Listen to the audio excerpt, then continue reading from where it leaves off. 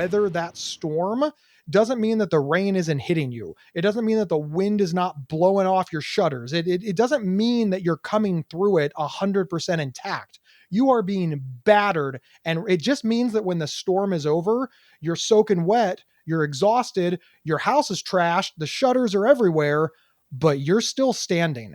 And now you're going to turn around and say, okay, I need help putting those shutters back. I need some dry clothes. That's what resiliency is. But I think the vast majority of people believe that resiliency is that the storm never comes. And nothing could be more false than that statement.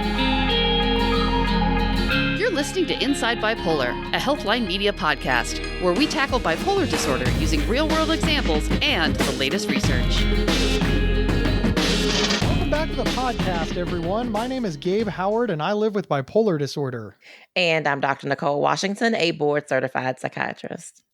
There is a word that I hear all the time, and I even as we sit here and prepare for this episode, I'm not sure if I'm being complimented or if I'm being insulted or if it's really one of those words that can be taken both ways. It's confusing to me is what I'm saying.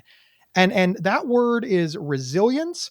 And people say, Gabe, you're so resilient. And I'm like, like a hockey puck is resilient, and it takes a beating. So are you saying that I can take a beating? I really don't understand this, but resiliency is this really, really popular phrase. What are your thoughts on it? You know what? I have mixed feelings about it. Because when I think about you, I do think that you're resilient. I do. I think that there's no way that you could have accomplished everything that you could have accomplished when you talk about the things that you've gone through, if not for that resilience factor. Like I think that you are resilient. However, I do think that sometimes when people use the word, they almost use it as a weapon, or they use it as a way to not be there for you. And that's when I don't like it. We talk a lot about on this show, different words and how we really need to be monitoring context. And I think resiliency is one of those great examples. Because when you said, Dr. Nicole, and you're my colleague, we built this podcast together. We've worked together, for a very long time, and we've accomplished a lot. And you're like, Gabe, I think you're resilient. And then I take into account the fact that you're a psychiatrist and you really understand bipolar disorder, and I'm on cloud nine. Like all of a sudden I was like, never mind, it's a compliment. But then you reminded me that a lot of people are like, oh, Gabe's so resilient, he doesn't need anything. Mm-hmm. I need a lot. I need a whole lot. And I do feel like sometimes the context is very dismissive. Like, oh, just be resilient and you'll be fine. Absolutely. As a physician, sometimes we hear about how physicians are resilient.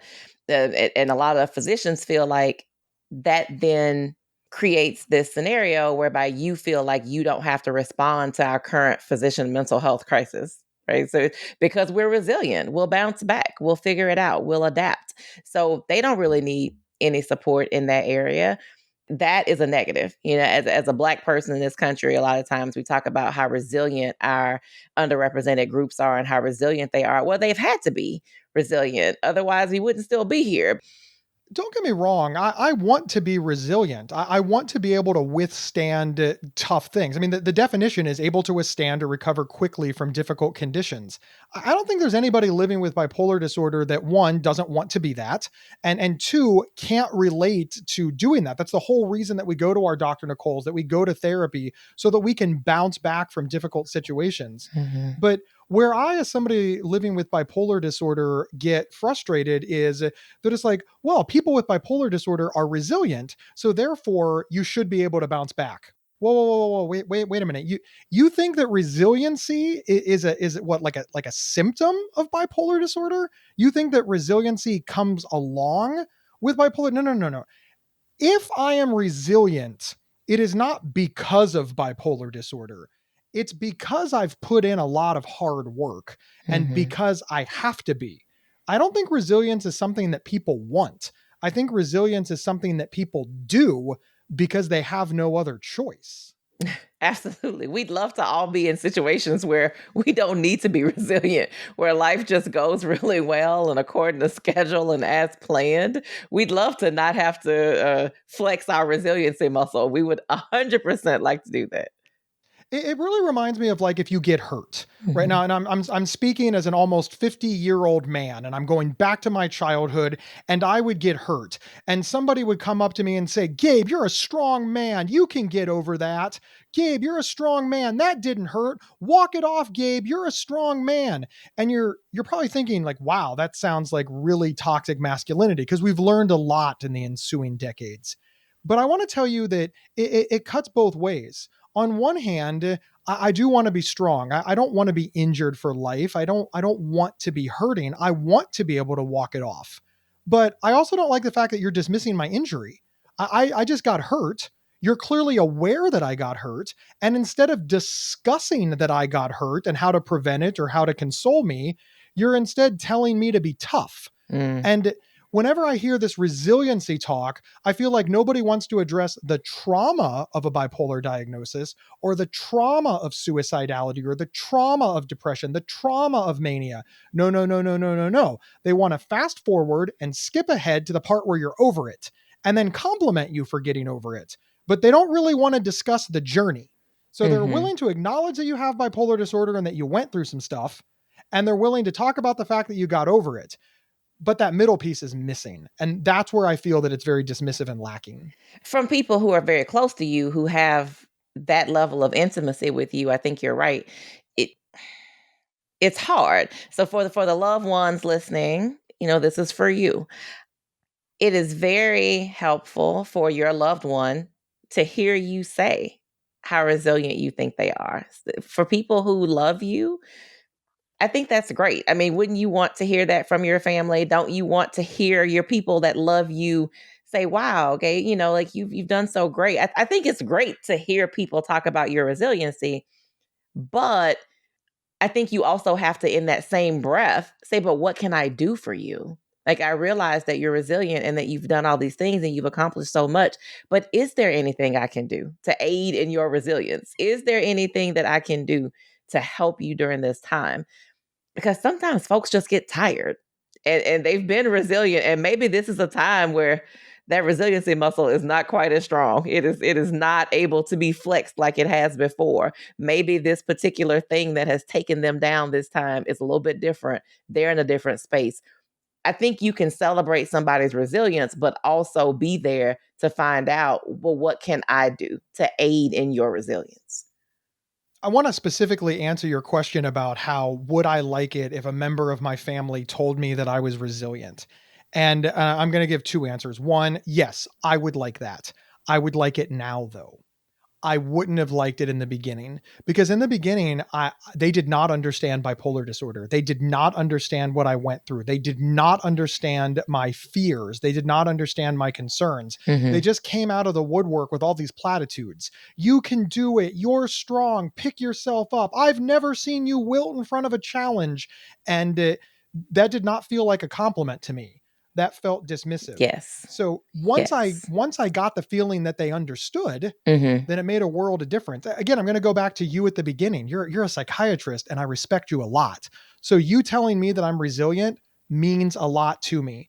But if I had somebody who is a member of the anti-psychiatry movement, somebody who didn't believe in mental illness, somebody who didn't believe in bipolar disorder, somebody who constantly said things like this is fake, it's all in your mind, just Mhm. just, stop it, you're believing big pharma, and then they said I was resilient, well, I would just take that as an immediate insult. And I think that's what people don't understand. I really think resiliency has become just this throwaway cliche. And that's sort of a shame because the word does have a lot of power. And I'm sad to see that watered down. So it sounds like your point is context matters, of course. We context matters. We have to read the room.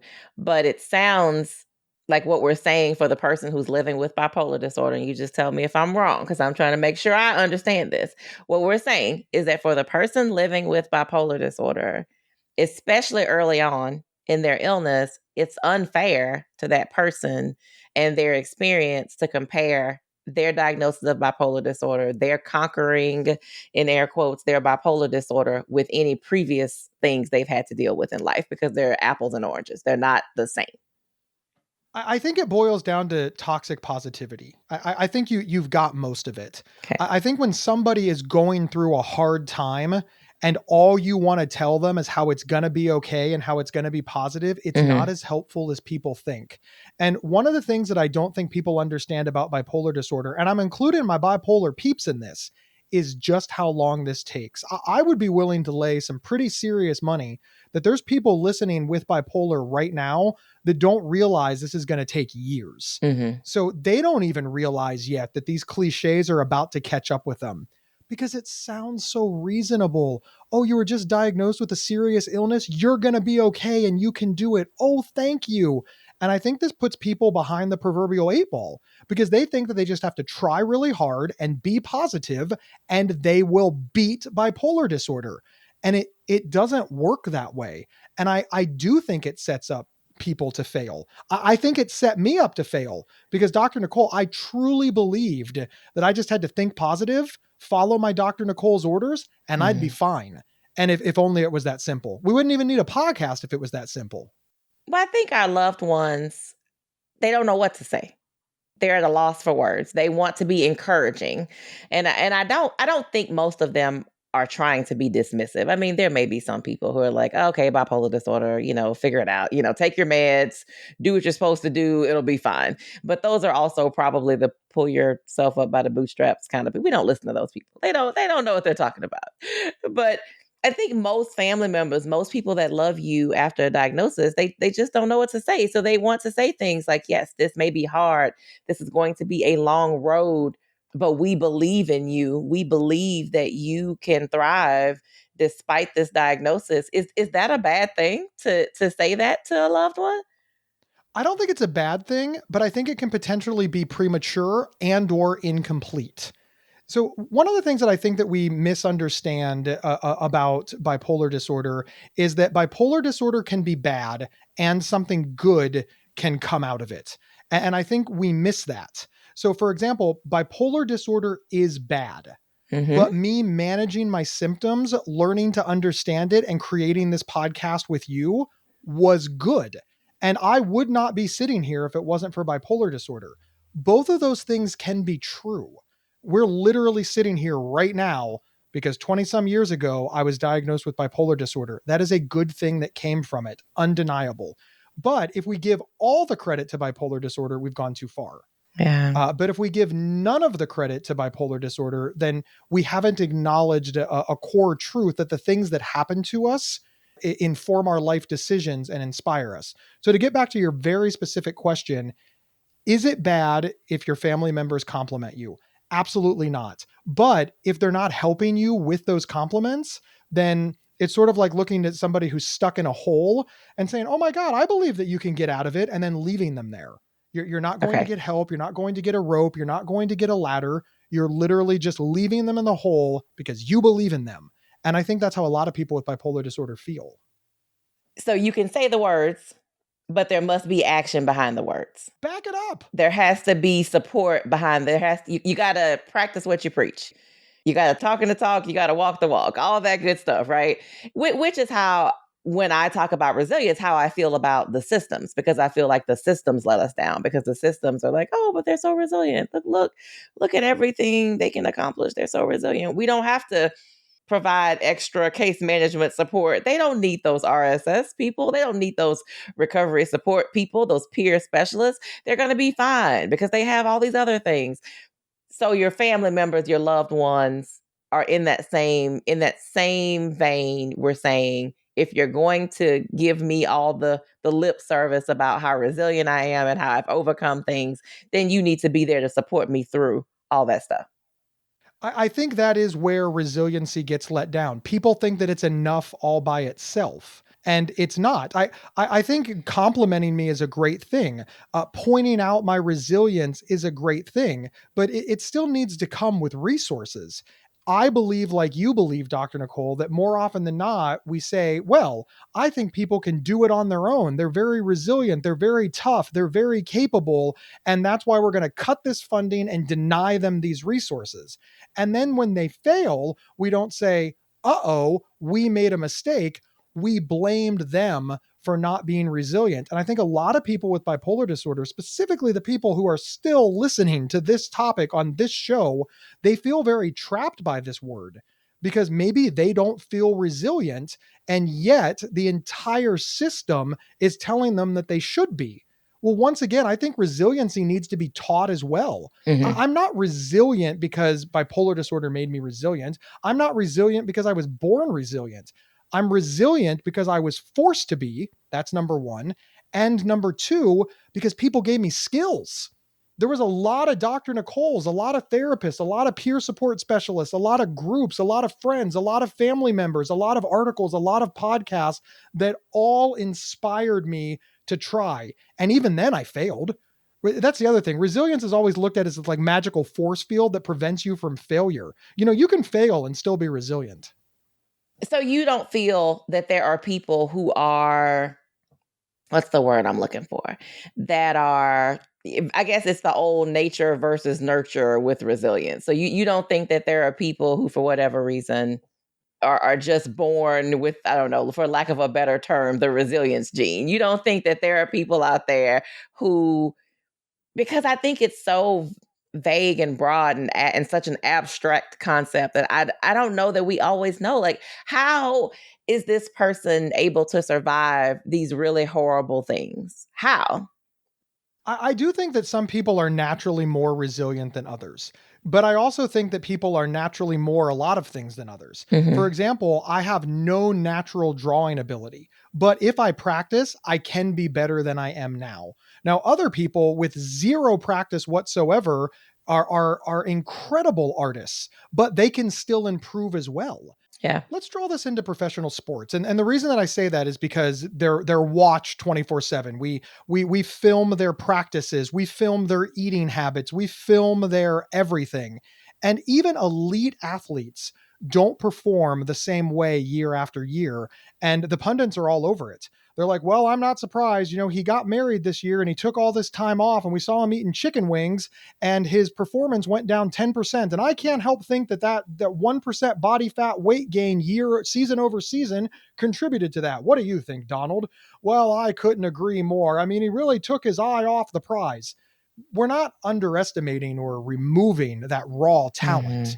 but that 1% body fat did him in, or the aging process or whatever. And I only use sports because of just how much we talk about it in our society, and how much we nitpick at every little thing. And finally, because we're starting to realize that a player's mental health Mhm. can impact how well they play. But your base premise of, are some people naturally gifted? Yeah. Yeah. Some people just get lucky. I do actually believe it's both. I believe that there's a bit of both nature and nurture, which is why it frustrates me so much when the systems let us down and they say, well, you're resilient, you don't need this support. Or in your example, when we talked about loved ones, when they just kind of say, okay, you got it, we believe in you, and they turn around and walk away. I think the systems and our support systems, I think they don't always realize that those are, I guess, to make the comparison, those are the art lessons. Those are the moments that help you develop the skills to be resilient. So you can learn resilience, but it requires a lot of support. It requires the right environment. It just requires so much support all the way around that when we take those things away, that's where I don't understand why we don't get it. It's both. It's nature and nurture.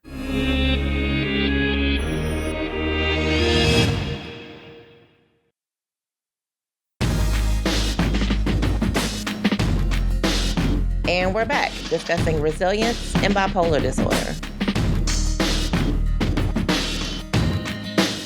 I really love the nature versus nurture debate. Hard stop. But since this is a bipolar podcast and we're talking about resiliency, the whole debate about nature versus nurture in resiliency is very interesting to me. I don't know anything about nature. I'm not a scientist. I didn't go to medical school. I don't know what makes people innately more resilient or embrace these concepts easier than others. But let's go over to the nurture. I think that there are many things in our society that contribute to how resilient we are, things that are out of our control.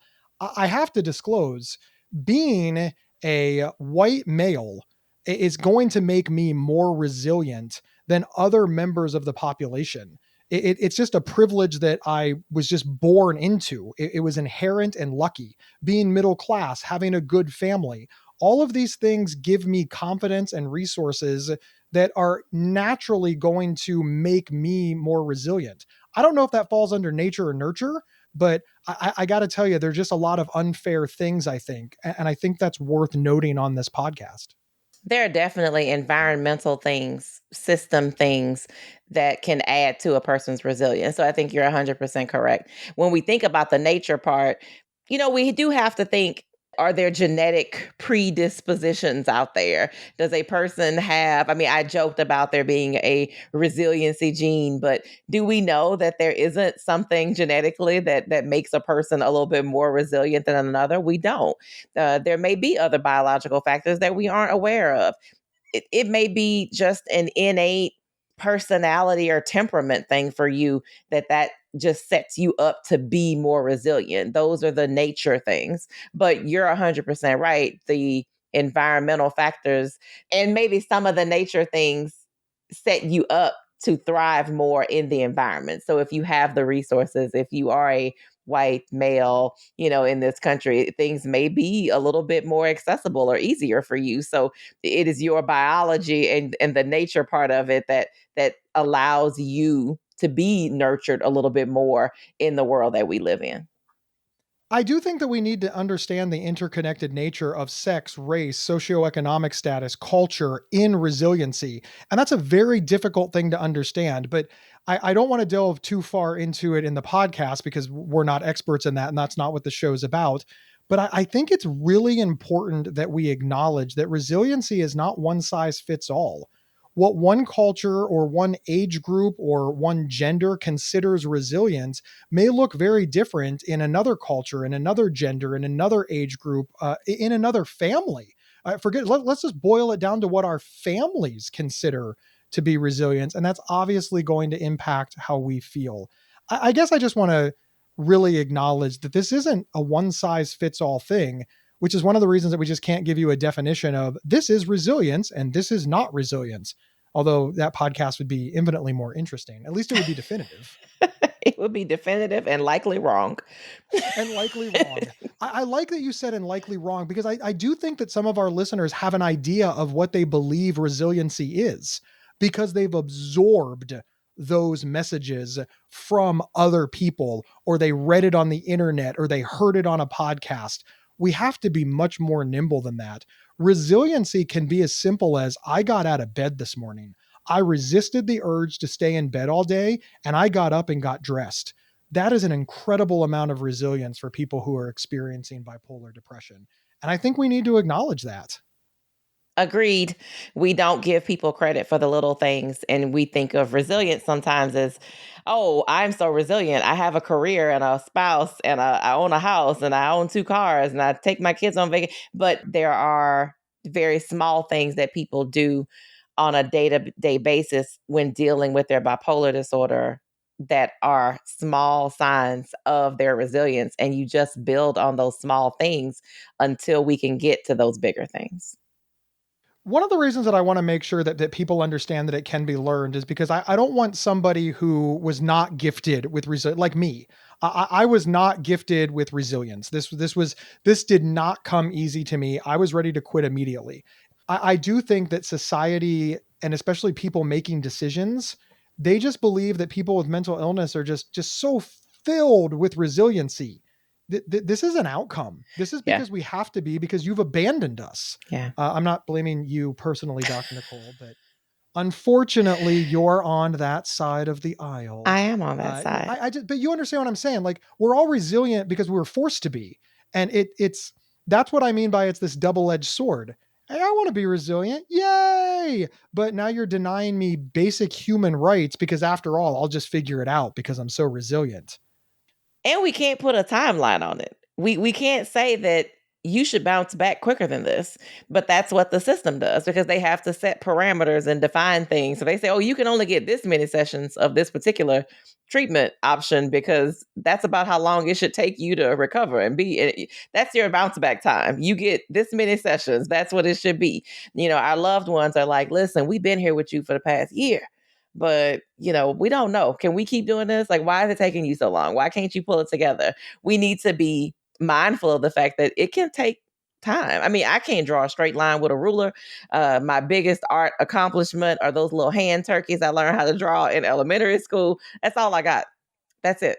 That's all I got. If I took art lessons, believe you and me, it would take forever for me to learn how to put something out that was at least worth looking at. So everything that we're learning to do, whether it's drawing as we've talked about, or just how to be more resilient, those things take time, and everybody's timeline is going to be different.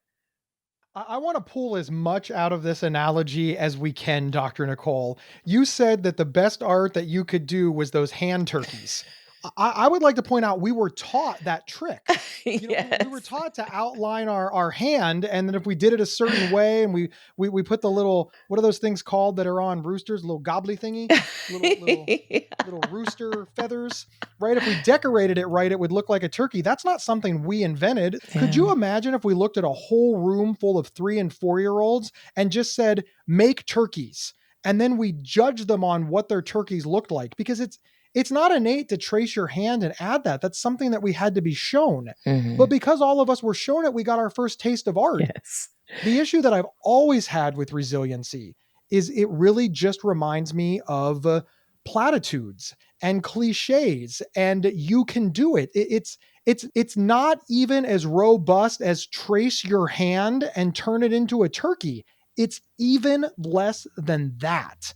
And that really bothers me, Dr. Nicole, because a lot of people living with bipolar disorder are expected to know how to make the turkey. And the people that have been given the little trick, the people that have been told to trace their hands, they think they're superior because they've been given the trick. And they think we're inferior, and they're not acknowledging that we haven't been taught the trace your hand trick.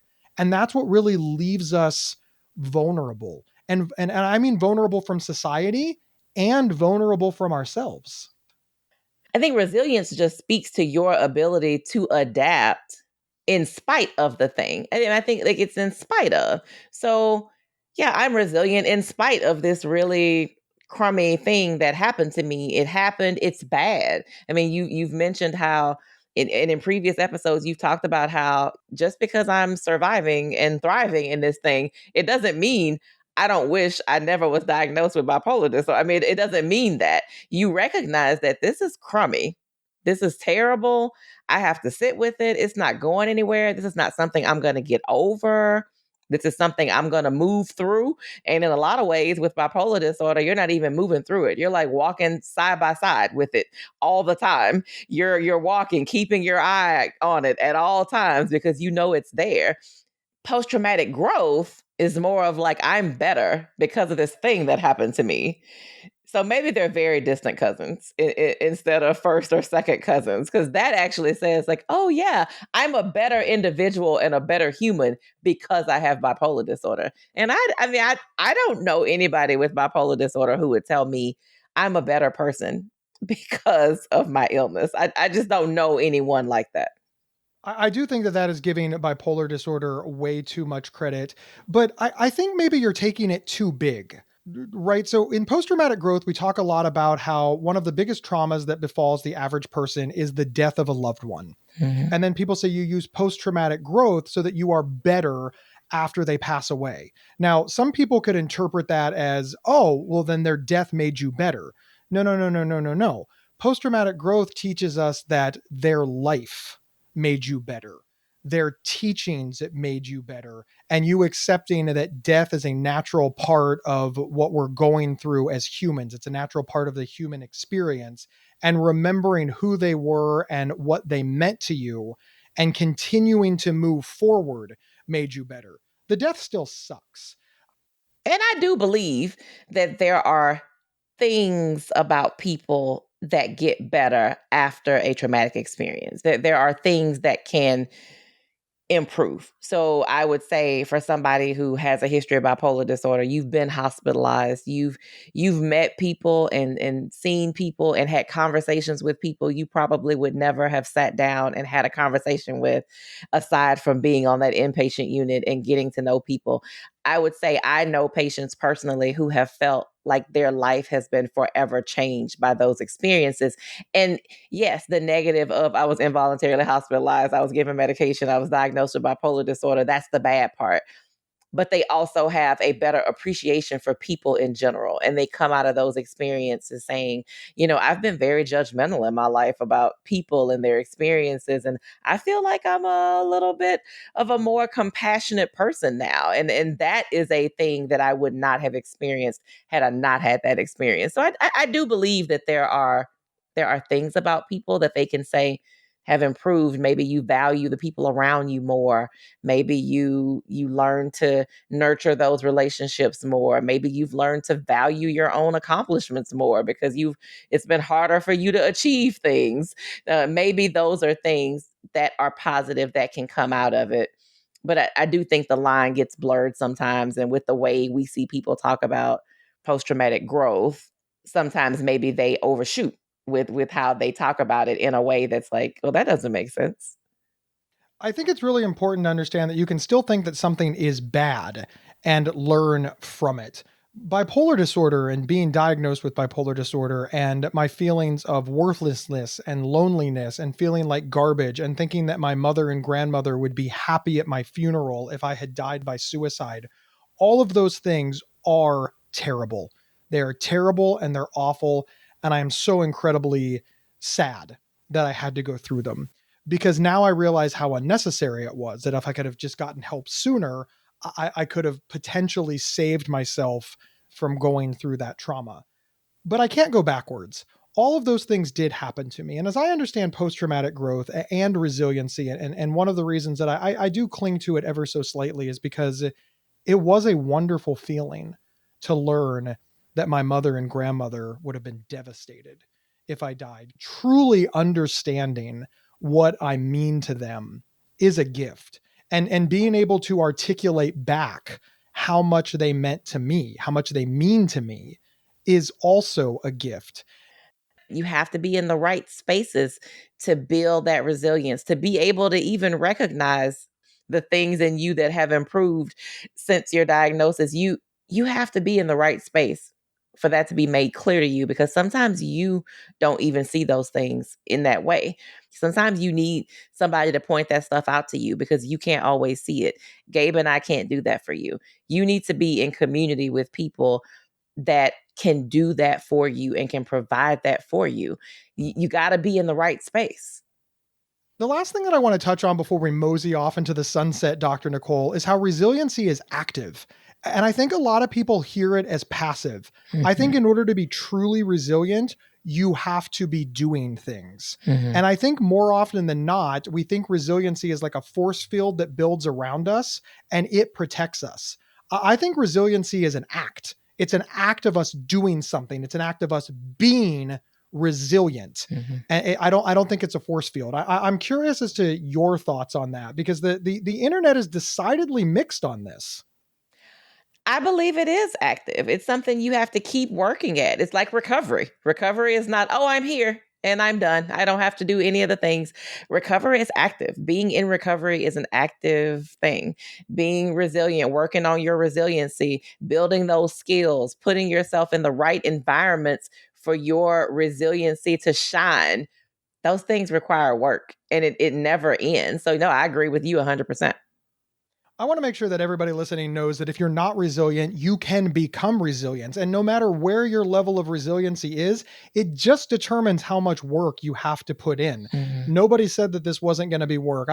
I would love to tell you that there are naturally resilient people who aren't putting in any work, but I think that's one of those overnight success stories where people are like, oh, yesterday I was nothing and today I was something. But then when you dig a little deeper, you find out that in order to become an overnight success, they've been working on it for 10 years and on and on and on and on.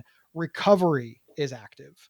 Resilience is a skill that you can learn. Some people are better at it than others. And also, resilience doesn't mean never fail. Resilience doesn't mean never get caught in the storm. Resilience doesn't mean you never have a slip up or a symptom or an issue. It just means that you are resilient enough to recover from it. And those are skills that can be taught and can be learned. I wish that we could teach you how to be resilient in a single episode of the Inside Bipolar podcast. But if that were the case, Dr. Nicole and I would just have dump trucks of money. Yes, we would. We are not that great. Let me just tell you, we're not that. I mean, we're pretty great, but we're not that great. Dr. Nicole, we are pretty great. And if you think we're great, here is what we would like you to do. First, wherever you downloaded this episode, please follow or subscribe to the show. It is absolutely free, and it's the only way to guarantee that you don't miss future episodes. The next thing that we need you to do is recommend the show to people. Share your favorite episodes on social media. Send them in an email. Hell, send somebody a text. Share us in a support group. Sharing the show with the people you know is how we're going to grow.